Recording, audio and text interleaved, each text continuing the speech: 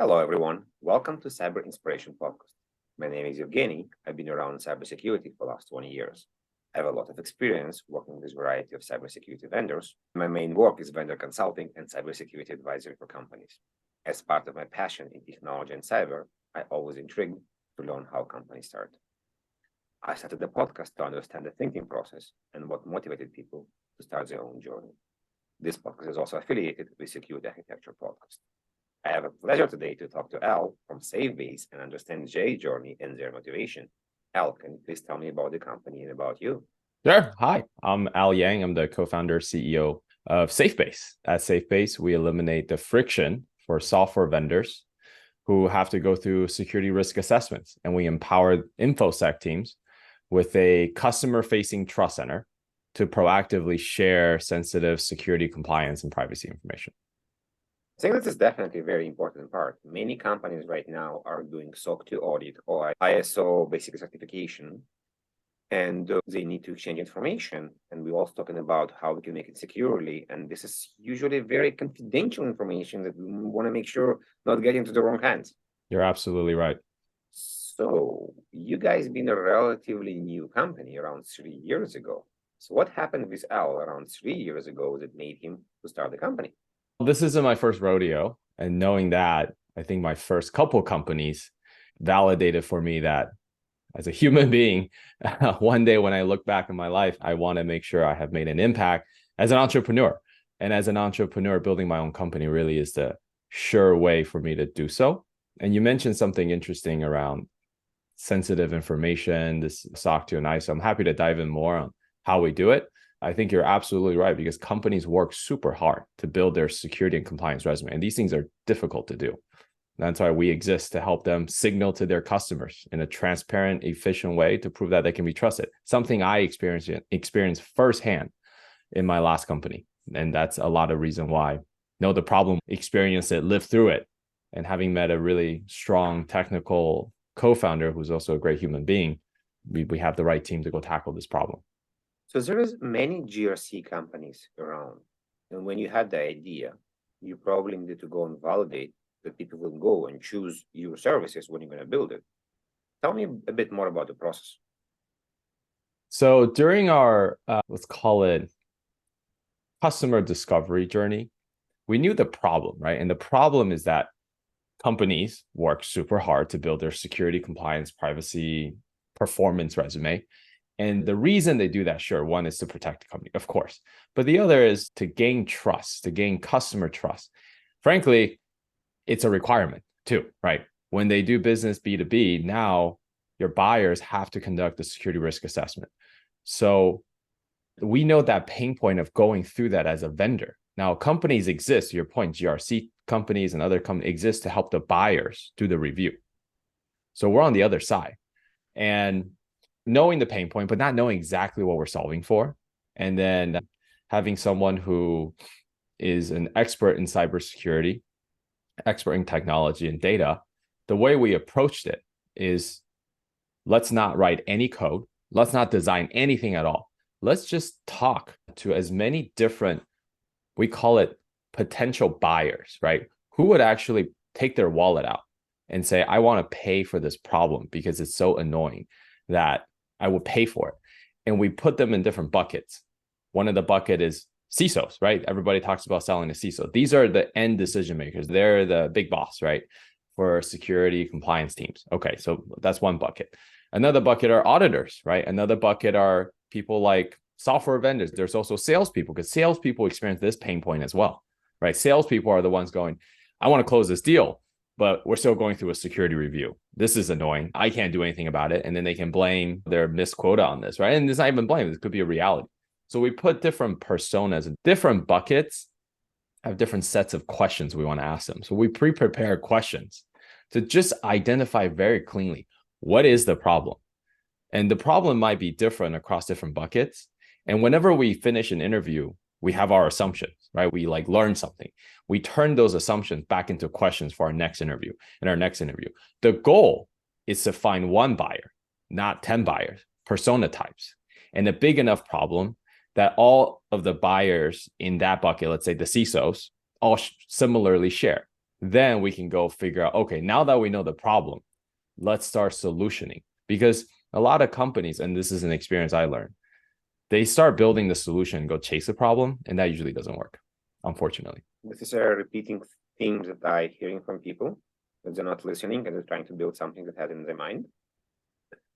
You interviewed quite a lot of people. I don't know how many exactly. You probably know.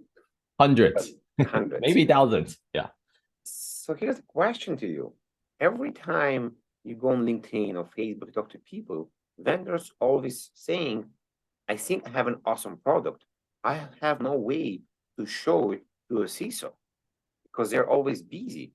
So what made the CISOs or the people you spoke to delegate half an hour, to give you half an hour to talk to you, to listen to you? I'm not going to lie, it's very difficult. And I wasn't successful either. No one could really do this well unless you've been a CISO and you have a network of people that already know you, right? So it comes down to relationship. When we started, sure, we knew a few people. We have some ins. We have some people that can make intros. But the reality here is your first batch of people you talk to are your immediate network of people that would just take the time, give you the time. And this is when you have nothing, right? And to earn their trust for another meeting or to refer you, you have to take what they told you, right? So let's say you're my friend. I said, please, I have this idea. I want to run it by you. And it's a horrible idea, right? There's no idea here. And I want to learn about your pain point because you're a CISO, blah, blah, blah. And I listen and I take notes. And then I said, let me come back to you because now I know and then at the end of the interview, in the beginning, it's always saying back to you, what did I learn? Is it in my own words? This is what I learned from you today. This sounds like the problem. And if you say, yes, that's exactly right, then great. I go back, I make a bunch of different assumptions. Maybe I design something on a piece of paper. Then without taking another 30 minutes, I send you an email. This is just as rudimentary as it goes. And it show you my potential solution. And you need to work hard at that, right? And it's from there you go, oh, this is really interesting. And you show them something and that builds. And it goes the same way. And there's a lot of cold outreach with a lot of not responses. I'm really thankful for the few CISOs that did respond to me. Now, having built companies and been acquired, having gone to schools that people might recognize, part of the reason we went there, having gone through Y Combinator, it's a little bit easier to get people to respond to you. I have to say that. And that's why I think you pay for those expensive tuition, you go through those things because people respond to you. Fair. And when people respond to you and there's more network within those circles, then when they respond to you, and I'm really thankful, that the 2-3 people that responded to us, cold email, early days. And I would say it's really important you go out of your circle because when I talk to you, let's say you're my friend, it won't be as good. I'm just going to be straight up. The feedback's not going to be as good, right? Whereas you talk to someone you don't know at all, who's actually the buyer. They'll give you that raw, this sucks feedback, and you need that. That's what you need. Like you might be my friend, that's a good idea. You should try it. It sounds interesting. That's horrible for me because you just put me down a path to build something that maybe won't work. We need that raw feedback. We need people to go, you're kind of wasting my time. Then we just close that door, right? So when I have gotten those 2-3 people to respond, they ended up being investors because they saw what we're building. They saw, and then when they see the progress we made, we've now gained their trust with our ability to produce for them to say, hey, I have 5 friends who might actually be interested in your solution. And you're early on enough, maybe they'll be interested in investing in you. And so that was one dot at a time connecting and making a network. But you have to produce, you have to listen, you have to fail and show them what you fail. This is not the first time I hear about the feedback, that the negative feedback in most cases is more valuable than the positive feedback because you're not investing your time and getting no later on. When I used to work for a very big VAR, we always say, I'm better to have no right now. They have no in the end. At least we're not wasting anybody's time. This is good information. So sounds like you were able to get some investors. This is good because now I have money to build it. What about design partners? Yeah, design partners. I mean, the way I think about design partners, a couple of things. We definitely had some of those early on, but the way I thought about it, as well as my co-founder, is when you say, hey, let's be design partners, this is a very sample size of one, right? This is my point of view. When you say design partners, it's usually, to me, not as effective as just really saying, hey, we're building an MVP and we're not designing together. Okay, I'm building this for everyone. And we're trying to build a product for as many companies as possible. When you do design partner, my personal experience is you start to become a dev shop for a certain company. Now, if it's a really big company, great, super great logo. Wow, like they're going to pay you a lot more money, but you're kind of screwed because it might be very custom to what they want. And you end up having one company that's your customer and pay you a good amount of money, but you can't scale. If you do a lot of early stage startups, great. Selling to early stage startups is something you have to commit to. Either you sell to early stage startups or you don't, at least for the company we're building, right? There are companies I can sell to small, mid, and big market. I've seen great companies that do that. Early days, we had to pick a persona. Is it an early stage, mid stage, or late stage? Early stage startup design partner is also tricky, right? Because if you decide to do that, sure. But for us, we want a mid-market and up. We were very clear on that. So when you do mid-market and up, to get design partners, it's better that our philosophy was just do enough customer discovery journey, figure out the problems, figure out the common thread of the problem, build something that people will buy. So they're customers, not design partners. Once they're customers, we improve on our product every release based on their feedback. So they can call themselves design partners, but they're really just strong customers who are opinionated, and we empower them with opinion because they know we'll make changes to our product based on their opinion, right? You can call them design partners. You're describing this in a very, very smart way. And I think not a lot of people understand this part because people are, oh, I need design partners. Oh, I need that. I need this part.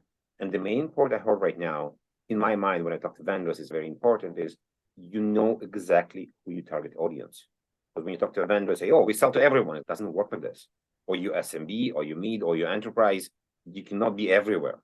Yeah. Now I'll say one more thing. When you label someone as a design partner, this might be a personal experience that we learn and which we didn't. It's just learning, right? I think entrepreneurship is just continuous learning and improving, just like anything you do with your company, the people. But for me, when you have a design partner who's paying you real money, you're going to say no to them if they want something? You can't.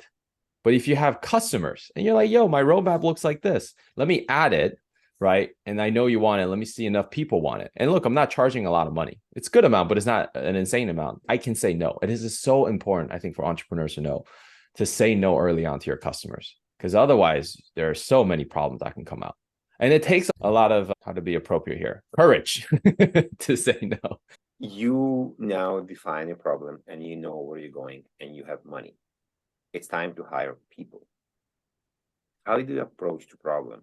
And I say to people, it's not hard to find people, even so people say it's hard to find people. It's hard to find the correct people for your company. Yeah. Did you guys build a culture? Did you guys build some kind of approach to hiring? You will know you're going to hire people that are going to be sticking with you for a long time. Not going to be just say yes for everything, but will maintain this kind of eagerness to work. Also tell you where the thinking will be different, but still will do the work. Yeah. I can write a volume on this, although probably won't. So I would say a couple of things, and I'll try to keep this brief, and you can cut me any off because I can go on and on. People is so key. Businesses succeed or fail on people. Customer, everything is on people. I mean, this is just how we live life, right? I mean, technology is taking over the world, but it's just still people, always people. And the word I coined early on, like when people ask, what do you do as a founder? What do you do every day, friends? Oh, the word is just acquisition. It's like, whoa, what do you mean buying companies? Like, no, you're talent acquisition. That's the most important thing. And then it's, okay, customer acquisition. And then it's investor acquisition, right? But talent acquisition is, when your talent acquisition is there, everything else falls in place. Okay, so talent acquisition is so key. Y Combinator instilled in us very early on. And I'm just so thankful for great wisdom that allows you to not go and get into pitfalls. And it was so much so of it was people. Like, how important is it to build the right team? And here are my thoughts to answer your questions. So number one, just some bullet points, no chronological orders. A players attract A players. B players hire C players, right? So there's that. And B players don't attract A players. If you want a very successful company, early on, you have to have A players. The question then is, how do you identify A players? What is an A player? Because A player, people might think, oh, you give them a test, they give you 100% or 90% plus correct. That's actually not true. So a philosophy we shared is, and I heard this somewhere from a podcast, actually. I think the framework's like, there's no better way to say it, like PSHE, right? And PSHE stands for problem, solution, how, and execution. Okay. If you hire IC, junior engineers or account managers, like IC, just people who are there to do independent work, A lot of big tech, a lot of big companies hire people out of college. They're hiring people for the E, execution. What does execution mean? That means, here, we need to build this IKEA furniture. Here's the instruction manual. Follow it to the dot. I'm going to grade you on the quality of the output and the speed you did it, right? That's efficiency. You don't have to think, just follow. When you start a company, the last thing you want is E. You cannot have executioners. You need early on. Later on, you're going to start at that. But early on, you need the P more than you need the E. So what's P? Let's go backwards, right? E is execution. You build the furniture. What's H? H is the instruction manual, right? What if you need to write this instruction manual for someone else to build it? So you must have done this before. Okay, cool. The S is the solution. Let's say you and I are at a party. We're dancing, we're having a good time, talking to each other. Everybody's walking around, standing there, chatting. Great time. We go home, everything's good. Great party. The people who possess a P will say, man, what if you're like have an injury or you're pregnant or like you're handicapped or you're old or you're young? Where's the seat? What if you need to sit down? Right? That's when people see problem. You need people who don't just have a good time, everything's working and then go home. You need people to go, what's wrong here? What are the problems? When people can identify problems when things are going right, that is the most important thing. And then it's, okay, what are the solutions? Is it a couch? Is it a chair? Is it a table that can act as a place to eat and sit? Right? Was it a bed? I don't know, right? The how, the S, the solution is so key because that's the decision point and the people matter because different people come with different solutions. And then the how and the E just takes the path of the S, right? So you need people who possess the whole spectrum, heavily leaning on the P early on. Yeah, I think we've been talking about this for a long time, and you sound like a walking encyclopedia. We may need to do a different podcast just on this. No problem. And I'll wrap it with this. Culture is everything. You got to build trust early on. A lot of exercises to do that. And it's all about how you manage conflict. It's not about how things are going well. It's about how you manage conflict. How do you actually have transparency, which is taking and giving feedback. And you really have to filter for that. So people is really key. Great. We're going to do a live show in May about you answering these questions because it sounds like something people need. Yeah, it's huge, man. It matters. Oh, I'm going to ask you, kind of go a bit deeper on one part because you mentioned A players. Yeah. And here's the potential problem, or not a problem. If I have a bunch of A players in a room, then they all have their ego. They all have the way to do stuff. It's back to, you mentioned resolution problems and conflict problems. What do you do is everybody has their own opinion because they're all A players. I think the underlying assumption is that A players are inherently opinionated and has a solution want to go their way. Actually, the way I define A players is not so, right? I think the way A players work is just how whatever their craft is and they're best at their craft and they're proud of their craft, but they're eager to learn. So the leadership philosophy is teaching, learning, teaching. So yeah, you got to teach, but you got to learn. So ego is almost there's no room for ego. I don't think A players have what I would call toxic ego. People need to have ego for sure, right? But it's like too much or doesn't fit. So the DNA of that is key. How does it work? How do we navigate that? Because sure, everybody has an ego. I have an ego, right? Is really this idea of a team launch early on and then setting norms. It's so simple. And I think every group, not just companies, families should set norms. And what are norms? Okay, when we eat, we don't use our electronics. That's a norm. When we talk, we aim to have equal airtime. It's okay to interrupt me. Is that a norm or do we not want that a norm? We just have to have norm. One of the norms we have at SafeBase is assume best intent. Look, we have a very diverse culture of people at SafeBase and we're fully remote. We have a subsidiary in Israel. So we have very different culture background and we have a lot of immigrants. So like immigrant to the US. So like people come from different culture. And a lot of times what people do may come off wrong to another culture. But if we assume best intent, if that's a norm, then it's okay, why? And I know this person and like, why would this happen? And when you assume best intent, a lot of bad assumptions actually just goes away, or you can seek clarification. So assuming best intent is so key to setting norms. But to your question, it's a launch to set the norms, agree on the norms, really key, spend the time or spend a week. And you're like, oh my God, that's an expensive week. Yeah. Set the norms. set the norms. It can have 100 lists, it can have 5 lists, but have it somewhere everybody sees and revisit and call out the norms. And the norms actually help you set your company culture, like the words people put on the wall. You can't start a company with company culture. You start a company with people who set norms to tell you what the culture is, because the culture is just a reflection of our DNA, what we actually do. Amazing. Let's move on to a bit other, yes, issues, problems, or whatever you want to call them. You're CEO in a remote company. There's a lot of different tasks, and you hiring a very good people. How do you still manage? How do you prioritize between customer requests, what need to be done on HR problems, the problems of hiring, what need to be done on development? Oh, I mean, this goes back to the A-player concept. Some people look at our leadership team, they're like, wow, you have a big leadership team. Yeah, we do.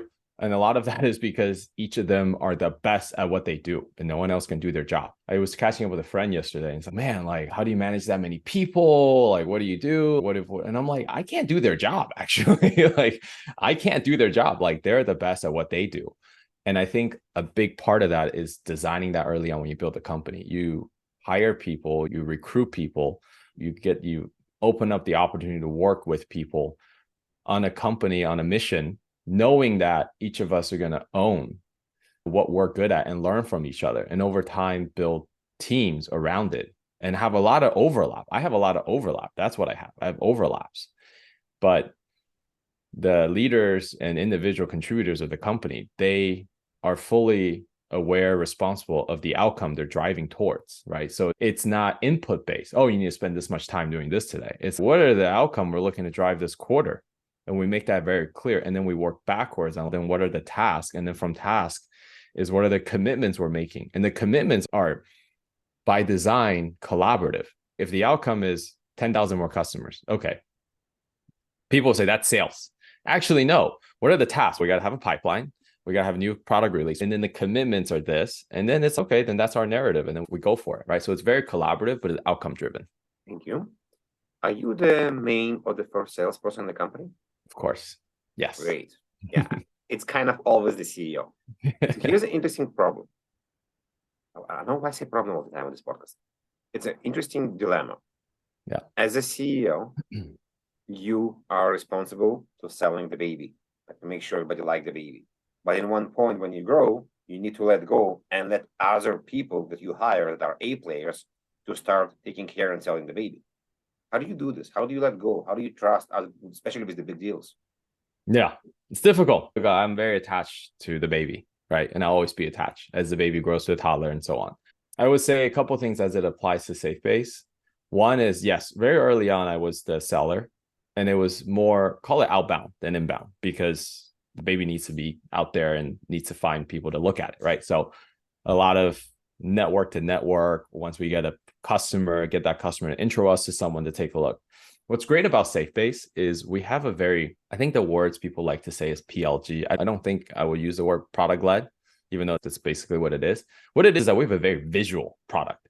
It is a literal resume, let's call it that, or nutrition label of your security and compliance hard work, right? So a company that has done so much work to get a SOC to get an ISO, to do product security, they don't have a way to signal that to their customer. What we do is we provide them with a trust center. It's a lot like a LinkedIn profile, and they can link it from their website. They can host it somewhere else. It's connected to Salesforce, but it's very visual and it's very pretty. And it's like a trophy case of this is all the hard work we've done. And you see some of our customers' trophy case, you'd be like, dang, like that is great. I mean, we're talking like really big, really great companies.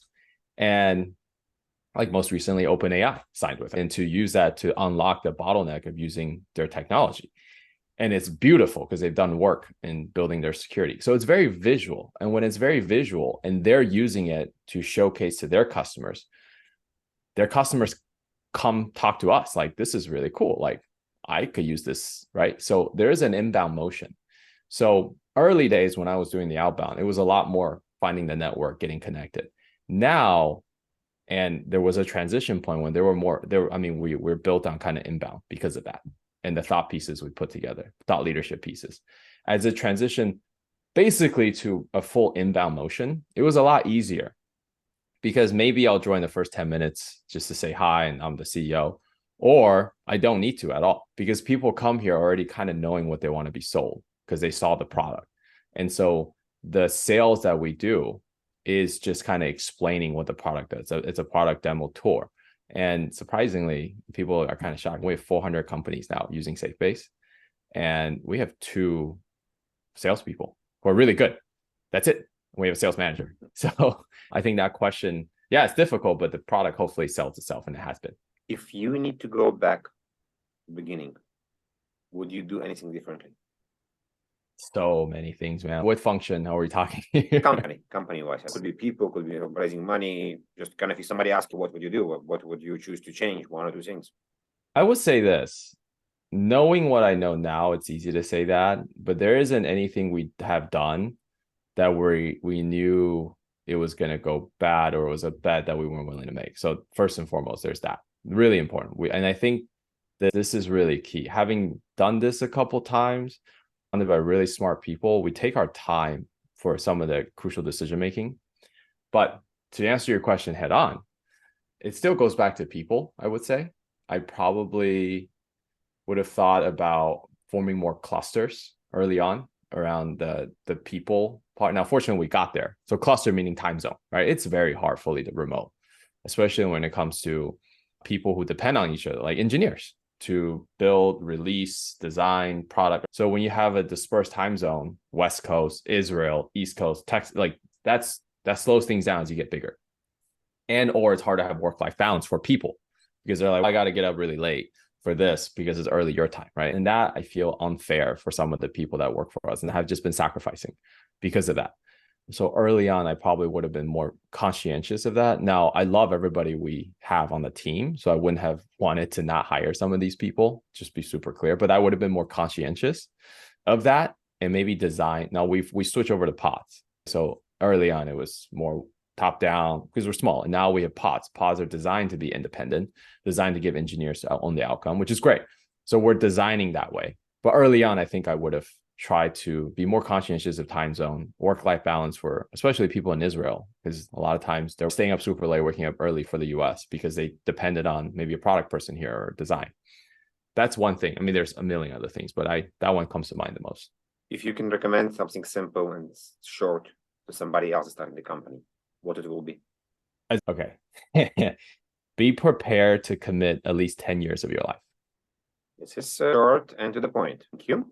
We're going to transition to something I call a dark side. This is where we talk about stuff that didn't work as we expected. Everybody's listening. Thank you for listening, and please continue listening. So Al, tell us about some things that didn't work as you expected, failures, problems. Some of them maybe help you. Some of them were just failures and just happened like this. Failures.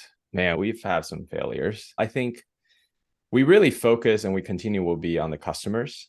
And in some ways, I think assuming best intent, because that's our philosophy, that's our culture. I didn't anticipate some of our competitors who were, I will call it friends early on. We're in the same ecosystem. In some ways, we're trying to build something that would include them, right? It's an infrastructure, it's a platform we're trying to build. And some of these companies in our ecosystem, it would be great to work together. And I've always had that desire. What I didn't anticipate is for them to call it to build a competing product. And that's okay. I think competing products are good. Competing products validates the market, helps us do marketing. So we're not doing much marketing, blah, blah, blah. But I've seen some pretty bashful words come out to like just untrue to say our product is not as good as theirs. And then they have wrong stats. And then you're like, this is part of the game. But I was like, wow, I mean, I wish I didn't give us much early on because I basically showed them what we do and how we do it. I'm very transparent with the idea of building trust and working together.